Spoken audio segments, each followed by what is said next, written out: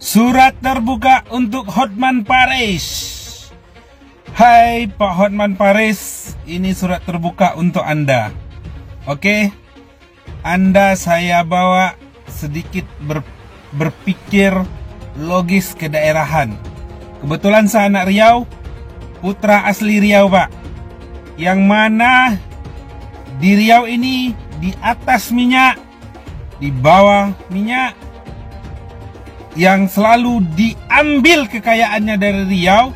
Tapi coba Bapak lihat di Riau ini fasilitas dan infrastrukturnya, di mana-mana lobang, di mana-mana lobang, di mana-mana hancur infrastrukturnya Pak Hotman.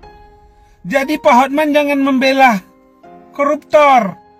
Biarlah Pak Ahok membuka secara terang benderang. Jangan Bapak pula yang mengapain Pak Ahok. Jangan terfokus dengan Pak Ahok. Fokus dengan kasus korupsi yang terjadi saat ini Pak. Jangan Bapak terfokus apa yang kepada Pak Ahoknya. Fokus ke kasus korupsi yang dilakukan oleh bangsat-bangsat itu. Mereka harus dihukum seberat-beratnya. Mereka telah membuat negara ini miskin. Mereka telah membuat negara ini susah. Jadi Pak Hotman, jangan terfokus kepada Ahok. Terfokuslah kepada kasus yang dilakukan oleh orang-orang ini, oleh para koruptor-koruptor bangsat ini. Terfokus Pak Hotman. Fokusnya itu kepada koruptor ini. Assalamualaikum warahmatullahi wabarakatuh. Kembali lagi saya speak up ini tentang apa yang dituduhkan oleh Hotman Paris kepada Bapak Ahok, bahwa dia menganggap banyak orang Indonesia yang otaknya tidak berisi dan nalarnya tidak berjalan gitu. Sekarang saya ajak Pak Hotman Paris untuk berpikir menggunakan nalar. Mungkin Anda terkenal menjadi booming kaya raya sekarang, tapi kami ya nggak pedulilah Anda mau kaya mau seperti apa gitu. Karena harta Anda juga nggak bermanfaat untuk masyarakat banyak, hal banyak gitu. Jadi yang kami pedulikan, kami tidak menyebut bahwa Pak Ahok adalah pahlawan dari terbongkarnya kasus korupsi Pertamina ini. Cuma niat baik Pak Ahok untuk membantu membuka seluas-luasnya kasus ini yang kita apresiasi gitu. Bukan menganggap Pak Ahok adalah pahlawan dari terbongkarnya kasus korupsi ini. Tapi kita sangat mendukung jika memang Pak Ahok punya informasi, mari kita dukung. Buka seterang benderangnya. Ini yang mau kita dorong. Bukan menganggap Pak Ahok ini pahlawan. Tidak Pak Hotman. Kami mendukung Pak Ahok ini membongkar bobroknya Pertamina ini karena sangat-sangat merugikan. Sangat-sangat merugikan negara dan rakyat Indonesia. Kami beli minyak mahal. Di bawah ini, Hotman tahu, kami di Riau, harga BBM luar biasa mahalnya, padahal penghasil minyak di sini. Ini karena bangsat-bangsat yang korupsi ini, Pak Hotman. Jadi Pak Hotman, jangan fokus kemana-mana. Fokus kepada kasus korupsi dan orang-orang yang melakukan korupsi di negeri ini. Jangan dihalang-halangi kalau ada orang yang ingin membantu membuka bobroknya ini. Jangan kita ini kan gitu. Biarkan saja Pak Ahok menyampaikan. Kalau ternyata nanti dianggap dia tidak selama ini tidak bekerja, kalau seandainya dia ini, ya sudah dia akan terseret. Nggak usah kita halangi. Biarkan dia membuka seterang benderang mungkin bagaimana kejahatan korupsi ini dilakukan di Pertamina. Oke, assalamualaikum warahmatullahi wabarakatuh. Salam dari Riau Pak Hotman. Hotman Paris. Aduh. Yang ngomentarin Ahok. Perasaan Ahok nggak pernah ada nyenggol-nyenggol dia. Dia ngomentarin semua aja. Kali ini saya dukung Ahok lah. Iya, walaupun katanya dulu dia waktu jadi komut, kenapa nggak dari dulu melakukan aksi segala macam. Udahlah Pak, sama-sama tahu kita ini di Indonesia ini yang jujur itu terbuang, banyak yang nyerang, banyak yang nggak suka yang jujur nih. Indonesia ini orang baik aja dipaksa menjadi orang jahat, Pak. Aduh. Terusin lah untuk Pak Ahok. Jangan takut, Pak. Masyarakat bersama Anda, Pak. Jangan dengerin orang itu, Pak. Semangat, Pak. Kenapa itu Hotman Paris kepanasan gara-gara Ahok buka mulut? Itulah itu yang bikin kita bingung. Apa motif Hotman Paris sampai dia menyerang Ahok sedemikian kejam, sampai-sampai menyuruh Ahok mengembalikan gaji dan bonus Ahok selama dia kerja di Pertamina? Itu kan tidak masuk akal. Ahok sudah mengabdi kepada negara ini melalui jabatan dia sebagai komisaris utama di Pertamina, dan gaji dan bonus itu tentu sudah menjadi hak seorang Ahok. Dan yang paling sadis lagi, dituduh lagi sebagai manusia yang paling sok suci lah Ahok ini, dituduh oleh Hotman. Dan Ahok sendiri sudah mengatakan, kenapa baru sekarang dia buka mulut? Kenapa tidak dulu waktu dia komisaris utama? Kata Hotman, kan komisaris utama bisa mendisclose direktur utama Dirut. Iya betul, secara fungsi memang bisa. Tapi dalam negara kita ini, politik ini, pasti ada yang namanya invisible hand. Hotman Paris menafikan invisible hand itu, bahwa dalam politik kita ada tangan-tangan tersembunyi yang mengatur kekuasaan di negara ini. Itu tidak bisa kita nafikan. Seorang Ahok sendiri melawan ketidakadilan, pasti dia tidak akan sanggup, karena ada lagi backingan kekuasaan yang besar di belakang oknum-oknum tersebut. Makanya dia tidak bisa ngomong. Sekarang dia ngomong karena kebetulan sudah diungkap oleh Kejaksaan Agung. Ahok mendukung dan siap menjadi saksi jika dipanggil oleh Kejaksaan Agung dan KPK. Harusnya Hotman Paris mendukung juga Ahok yang telah siap menjadi saksi itu, bukan sebaliknya malah menyerang Ahok. Menurut saya begitu itu. Horas itu, sekian, terima kasih. Kepada para pendukung Ahok yang telah memusuhi aku, kalau kau memang punya otak, kau pasti akan memuji aku. Karena aku tidak musuhin Ahok. Aku hanya bertanya logika yang sangat logis, yaitu Ahok mengatakan akan membongkar korupsi di Pertamina setelah Kejaksaan Agung membongkar. Pertanyaannya adalah, kenapa nggak kau bongkar dari dulu? Itu pertanyaan saya. Apakah karena kamu takut? Kenapa kau tidak bongkar dari dulu? Sekiranya Kejaksaan Agung tidak membongkar, berarti kau akan membiarkan sampai puluhan tahun ke depan korupsi tersebut yang akan rugi, Indonesia akan rugi ribuan triliun. Jadi pertanyaan saya, pertanyaan yang orang anak SD pun tahu.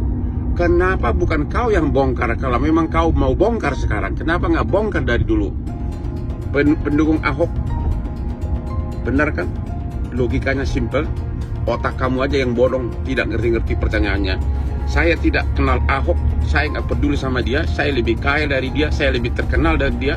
Tapi karena ini menyangkut negara, aku ada pertanyaan.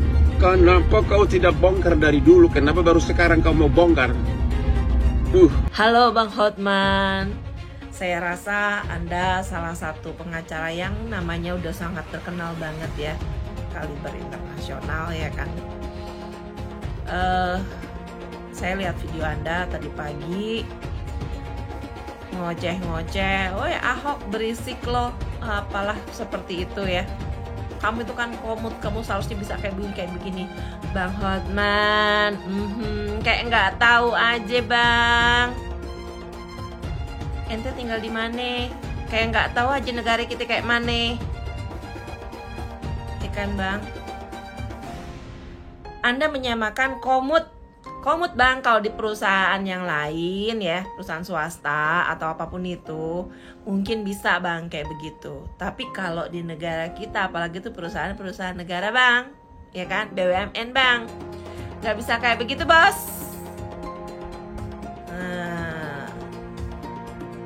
Nggak usah, sesimpel aja deh bang ngejelasinnya ya. Urusan petrol dari zaman kapan sih? Dari zaman kapan kayak begitu? Zaman Tommy Soeharto sama Bambang jual minyak mentah kita ke luar negeri, mereka yang dapat komisi, terus nanti diolah di luar negeri, dibeli lagi sama Indonesia. Mereka lagi yang dapat komisi. Rakyat cuma kebagian apa ya? Kebagian ngantri bensin doang, kebagian ngantri minyak tanah doang. Bang, jelasin sama publik yang bener bang. Jangan kayak gitu. Udah sekelas ente loh, masih aja bohongin orang. Bisa BTP bergerak kayak gitu? Nggak bisa juga. Kalau bosnya nggak ini, yang ada dia yang dipecat sama bosnya. Kan gitu. Bosnya yang paling tinggi kan tahu itu. Mau siapapun itu presidennya. Mohon maaf ya, setelah Soeharto berganti presiden bergulir-bergulir, ada 2 orang loh yang menjabat selama 10 tahun. Ada SBY, jenderal. Apakah dia bisa benahin Pertamina? Enggak. Anaknya main enggak? Nah, lu cari tahu deh tuh. Jokowi 10 tahun menjabat, katanya gak gentar sama koruptor, bla bla bla bla, pengen beresin ini itu. Dulu gue percaya sama dia karena alasan itu juga salah satunya. Pada kenyataannya, bisa gak diberesin? Gak bisa juga.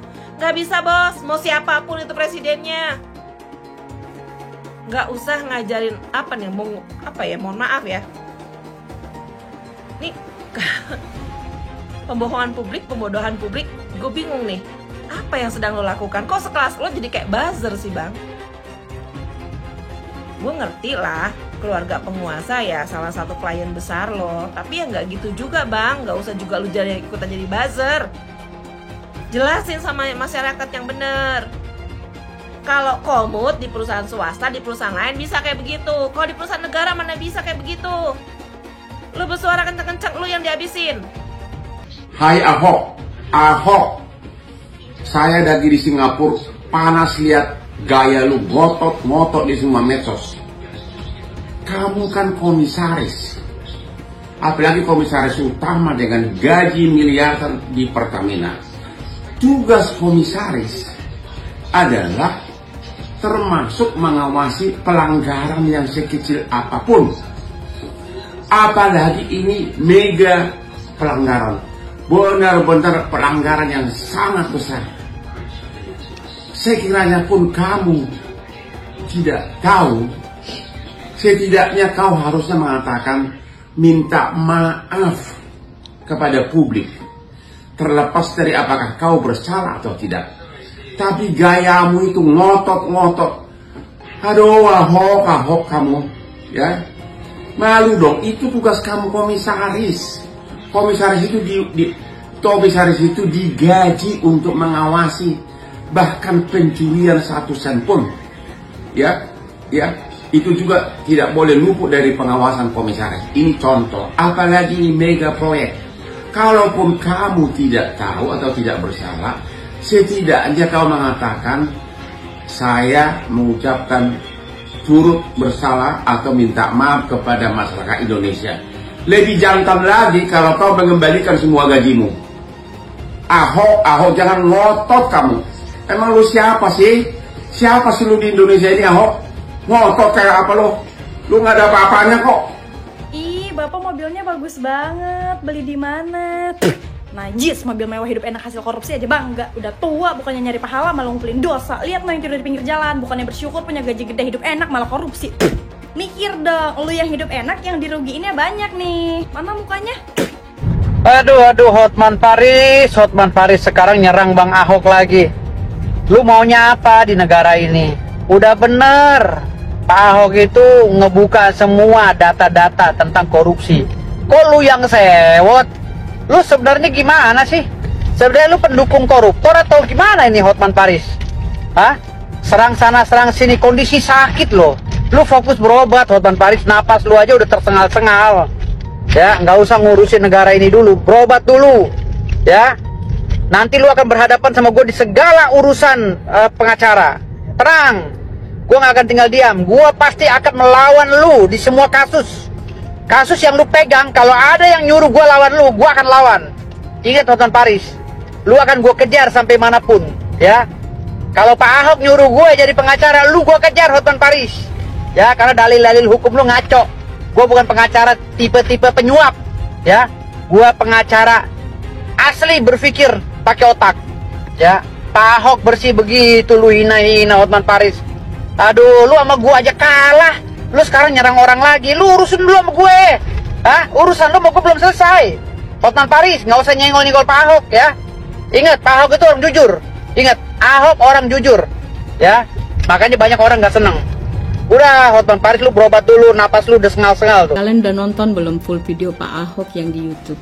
Gila, gua bisa ngebayang bagaimana stresnya dia, sakit hatinya dia, keselnya dia bekerja di antara orang-orang yang mostly semuanya korupsi. Kayak kata dia itu, kalau gua jadi direktur gua pecat semua. Jadi kalian bisa tahu kan, kita bisa kebayangkan orang yang ada di Pertamina itu semuanya korupsi, guys. Gila. Nah, kayak kata Pak Ahok juga, Indonesia ini cuma 2 penyakitnya, munafik sama korupsi. Nah, orang yang munafik ini kan berkedokan agama, mau itu agama Islam, Kristen, apa semua berkedokan agama, gitu kan. Sedikit salah ngomong masalah agama, udah langsung digoreng sampai gosong, sampai masuk penjara, wis bah, gitu kan. Nyata emang bener. Nah, kita Indonesia selalu ngeluh korupsi sana sini, ya model-model orang kayak Pak Ahok, kalian nggak support gitu loh. Selalu kalian mau bikin dia, mau singkirkan dia. Ya jangan harap Indonesia mau maju, mau menjadi emas, nggak bisa. Karena model-model orang Pak Ahok yang benar-benar bekerja buat bangsa dan negara pure, nggak mau korupsi, kalian nggak dukung, ya. Jadi ya sorry to say buat kalian teman-teman aku, saudaraku yang ada di Indonesia, yang bermimpi Indonesia akan maju, ya cuman bisa sebatas mimpi lah dulu, ya kan. Mau kayak mana lagi gitu kan, ya. Ahok itu adalah ketua Dewan Komisaris dari holding company, perusahaan induk yang mengawasi semua grup Pertamina. Waktu dia mengundurkan diri, tidak ada keluhan apapun. Tidak ada keluhan apapun. Tidak ada keluhan apapun, baik ke DPR maupun ke Marbot. Gak ada alasan takut. Kalau kau takut berarti kau pengecut. Malah langsung pindah ke ikut mendukung 03. Cuma nasib sial. Di Jepang, kalau seorang pimpinan gagal, dia langsung mundur dan mengaku salah. Ini dia komisaris loh. Komisaris berhak mendiskors direktur utama kalau melihat ada pelanggaran. Sekarang kau cuap-cuap, seolah-olah kau manusia suci. Waktu kau mundur, kau dengan tenang mengambil uang bonus miliaran dan gaji komisarismu. Tidak ada satupun keluhan. Sekarang cuap-cuap seolah-olah kau pahlawan. Ya, mendingan diam. Saya mengutuk korupsi tersebut. Tapi kalau ada orang seolah-olah kalau aku yang dirut, itu pasti beres. Kewenanganmu malah melebihi dirut. Kau berhak mendiskors, memecat sementara direksi. Maka sekarang jangan cuap-cuap. Nggak akan kepilih kau untuk pilpres berikutnya. Nggak ada. Paling 5-3 ekor yang dukung kamu, termasuk gua nggak akan milih kamu. Pendukung kamu, ayo aku lawan semua. Kalian yang nganggap saya nggak berdaya hari ini, mungkin ada yang nganggap saya itu macan ompong di Pertamina karena nggak jadi dirut. Tapi kalian tunggu, waktu akan berputar. Semua catatannya akan saya pegang. Satu hari ganti rezim, penjarain kalian semua. Kalian ingat baik-baik kalimat saya direksi. Saya boleh keluar dari sini, tapi catatan yang saya punya, kalau rezim betul-betul mau membereskan negeri ini dari korupsi di migas dan Pertamina, saya berani jamin saya dengan data ini akan penjarakan kalian semua. Makanya saya harap ini kasus bukan cuma si Rifa Siahan Patraniaga kok. Mana mungkin? Saya kira oknum BPK bisa terlibat. Anda yang ngaudit kok. Si Rifa tuh pernah ngomaki kau, gue dirut, udah pecat tuh gue bilang. Isinya orang Cina, karena iklannya bahasa Cina. Saya bisa tunjukin filmnya nanti, saya sudah kirim ke panitia. Nanti silakan panitia diputar ya. Nah, jadi nggak mungkin itu diperuntukkan untuk warga negara Indonesia. Jadi memang sengaja mengundang penduduk Republik Rakyat Cina untuk dipindahkan ke sini. Ya, pribumi-pribumi kita ini, umat Islam terutama, itu sudah terkepung. Udah nggak bisa apa-apa lagi. Itu bukan lagi proyek strategis nasional, itu pemukiman, itu koloni namanya. Di Aguan mengurus sungai masih bebas sekarang, Bapak Pimpinan. Tidak Polri, tidak TNI, tidak Dewan, tidak Menteri. Kenapa di negeri ini tidak ada yang berani sama orang yang namanya Aguan? Jadi kalau pemerintah negara tidak mampu menangani satu aguan PIK 2, maka tolong jadikan Banten zona bebas hukum 48 jam biar kami rakyat yang bertindak pimpinan. Sekian, terima kasih. Di PIK 2 ini sudah terjadi negara dalam negara. Anehnya tidak ada satu lembaga pun, termasuk Angkatan Laut, yang berani menyatakan siapa yang membangun pagar. Jadi bagi pihak-pihak menyatakan tidak terjadi negara dalam negara, saya katakan mulai dari Kosambi sampai Tanah Arah sana, sampai sana, itu sudah tidak ada negara. Mohon maaf, kalau yang di wilayah lainnya itu masih ada harga 30.000, 50.000 itu murah sekali per meter. Ini dia nggak bayar sama sekali laut kita. Ini pantai kita ini. Nggak ada harga yang dibayar oleh otoritas dari PIK 2 ini gitu. Masya Allah, makin gila-gilaan korupsi. Terus Habaib sama kiainya disuruh ribut urusan sara rasis, saudara. Mau diadu domba, mau dibenturin. Koruptor akhirnya makin merajalela, makin gila-gilaan. Nggak sampai di situ, kedaulatan negeri mau dirampok, mau diacak-acak. Ini yang lagi rame kasus PIK 2, saudara. Di utara Pulau Jawa, sebagian barat, Banten, Jakarta. Laut ada pagernya. Zaman Fir'aun aja, segila-gilanya Fir'aun gak pernah ngemagerin Laut Merah, saudara. Baru kayak sedikit udah mager laut, Udah gitu anehnya 30 km laut dipager. Dari RT, RW, lurah, camat, sampai presiden nggak tahu. Lu buta. Kacau tidak?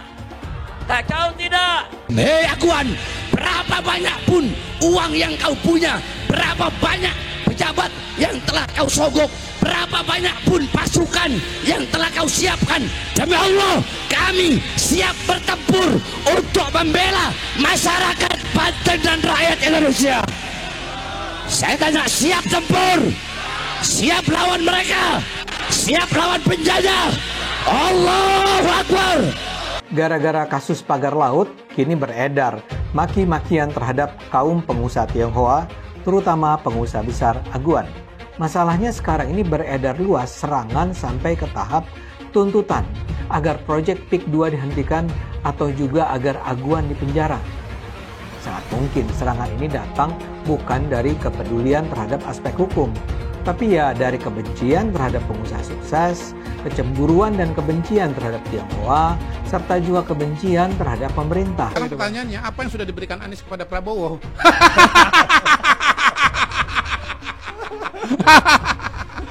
Anies itu cuma menerima saja dari Pak Prabowo, tidak pernah memberi.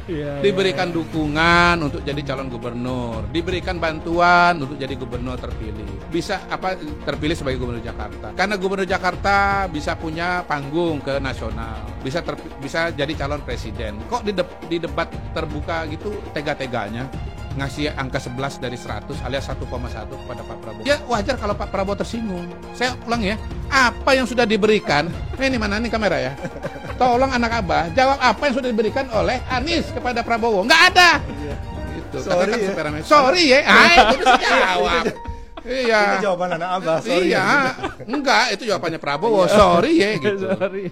Terus kan etika apa dibilang? Oh ya. Etika endasmu. Kalau Anies ini sampai detik ini nggak ada hasil karyanya. Ngurus gubernur DKI aja gagal. Masa 5 tahun berkuasa hanya dapat 1 puskesmas? Yang benar aja. Yang ada adalah kelebihan bayar. Jadi Anies ini boneka. Nanti kalau jadi juga nih boneka, ya bonekanya orang partai lah. Bonekanya cukong-cukong. Nah ini hati-hati. Anies itu nggak bisa, maaf ngomong ya. Makanya saya nggak pernah singgung-singgung Anies. Ya kita lihat dari DKI aja nggak ada yang berhasil. Makanya orang-orang yang nggak suka Pak Jokowi ini ngumpul ke Anies semua sekarang. Termasuk aliran-aliran yang miring-miring itu. Ikut Anies semua. Aduh, kasihan kali lah jadi Pak Anies ini ya. Kemarin nyalon presiden gagal. Sekarang mau nyalon gubernur, partai politik nggak ada yang mau. Tragis, aduh. Lagi sedih Pak Anies. Nah, menangislah Pak Anies, nggak apa-apa, lepaskan aja. Karena menangis itu Pak Anies adalah bentuk pelepasan rasa sedih dan sesak yang paling efektif. Nggak apa-apa, tapi jangan di kamar mandi lah, ya kan, malu kalau dilihat orang. Ya, jadi menurutku kita harus banyak belajar dari perjalanan karirnya Pak Anies ya. Kalau lagi berkompetisi, bertanding, jangan puas-puas total-total kali ngejatuhin lawan, ngehina lawan. Nah ini sekarang akibatnya kan, gak ada yang mau sama dia. Dan yang kedua, kita harus bisa belajar menjaga prestis ya, harga diri. Apa maksudnya? Ya kita sebagai calon ya jangan melamar lah. Ya kan tunggulah dilamar ya kan. Contohnya Pak Anies datang-datang ke PDIP pakai baju merah, pede, percaya diri kali. Padahal lihat sekarang, yang diusung, yang didukung, yang daftar di KPU ternyata bukan Pak Anies. Malu kan? Dia lebih bagus kalem-kalem, santai, nggak usah membuat riak-riak, ribut-ribut seperti Pak Kang Ridwan Kamil. Diam-diam, Pak Suswono diam. Jadi calon, gitu ya kan? Jangan deklarasi di awal banyak seperti partai yang dukung, padahal sekarang satu pun tak ada. Aduh. Sekali lagi selamat kepada Pak Pramono Anung dan Pak Rano Karno. Untuk Pak Anies, selamat juga, selamat mencoba lagi di 2049 atau 2059. Entah saya itu mau sedih atau ketawa lihat perjalanan politik Anies Baswedan yang sepertinya akan selesai sampai di sini. Ya, saya kasihan melihat Anies yang ditinggalkan begitu saja oleh partai pendukungnya, PKS, PKB, dan Nasdem ketika justru dia ingin bertarung di Pilkada Jakarta. Kasihan Anies sebenarnya, tapi itulah hidup, kenyang dengan pahit dan manisnya. Seperti perjalanan politik Anies, ya saya rasa cukup sampai di sini saja. Apakah Ahok akan bersedia memaafkan Anies Baswedan setelah apa yang terjadi pada Pilgub DKI 2017 dulu? Dia bahkan pernah mendoakan agar Tuhan membalas orang-orang yang terlibat dalam pemenjaraan dia pada 2017 dulu. Dan Anies adalah salah satu orang yang bisa dibilang terlibat dalam konspirasi pemenjaraan Ahok. Mungkinkah dia kini memilih untuk mengalah dan bekerja sama dengan orang-orang yang dulu menzalimi dirinya, menzalimi rasnya, dan menzalimi agamanya? Kita kalau mau menyelesaikan masalah bangsa ini yang keberagaman ini, bukan diem kabur gitu loh. Ya udah, kita mesti tes. Justru sekarang yang terjadi, kalau bisa kita mesti lihat dong. Justru kalau bisa rematch sama Pak Anies lebih menarik. Wow. Supaya mengukur sampai di mana bangsa ini setelah naik levelnya untuk menuju Bhinneka Tunggal Ika gitu loh. Jadi Pak Ahok mau rematch lagi dengan Pak Anies? Bukan. Maksud saya itu kalau Anda mengatakan bahwa ini akan takut ribut gitu loh. Kalau takut ribut ya paling cocok ya rematch dong untuk mengukur supaya apel dengan buah apel bandingnya gitu loh. Cuman mau, udah pede? Bukan soal pede nggak pede, kalau kita pengen demi untuk bangsa ini menilai, kalau bisa ikut menarik menurut saya. Untuk mengukur kan, apakah terjadi lagi demo yang besar atau terjadi lagi pasang tulisan di mana-mana, kan kita itu menarik gitu loh untuk mengukur. Dari 100 tahun merdeka masih persoalan ini diumpetin gitu loh. Dan ini aneh, betul-betul aneh. Ini bukan kampanye, tapi saya sampaikan sini. Di satu sisi menyiapkan jalur-jalur air untuk dikirim ke laut, di sisi lain di lautnya dipasang dengan pulau reklamasi, tinggal tunggu waktu jadi rob, air balik. Dan ini melawan sunatullah. Kenapa? Air itu turun dari langit ke bumi, bukan ke laut. Harusnya dimasukkan ke dalam bumi, masukkan tanah. Di seluruh dunia air jatuh itu dimasukkan ke tanah, bukan dialirkan pakai gorong-gorong raksasa ke laut. Jakarta telah mengambil keputusan yang fatal. Bukan banjir, itu memang parkir air. Bukan banjir, itu memang parkir air. Penjajahan di depan mata itu di Jakarta. Di tempat lain penjajahan mungkin terasa jauh, tapi di Jakarta, bagi orang Jakarta, yang namanya kolonialisme itu di depan mata, dirasakan sehari-hari. Dulu kita semua pribumi ditindas dan dikalahkan. Kini telah merdeka, kini saatnya kita menjadi tuan rumah di negeri sendiri. Hai semua, nama saya Jonas Leong. Saya adalah investor saham, forex, dan juga kripto. Channel ini banyak membahas tentang berita terkini, edukasi finansial, investasi, dan lainnya. Jangan lupa subscribe channel ini kalau kamu suka dengan konten yang serupa. Follow juga sosial media lainnya yang saya taruh link di kolom deskripsi. Di sana kalian bisa dapatkan konten yang berbeda.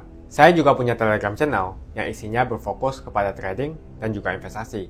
Itu Telegramnya gratis. Oke, kita lanjut ke videonya. Sebagian besar penonton di video ini setelah menonton video di awal mungkin bertanya, apakah kejadian seperti krisis 98 akan kembali terulang? Belum lagi keadaan global yang tidak menentu. Lalu apa yang bisa kita lakukan untuk selamat dari krisis yang mungkin akan datang dalam waktu dekat? Jawabannya adalah investasi. Kebanyakan dari kalian yang lagi nonton, kalau investasi pikirannya pasti hanya di properti.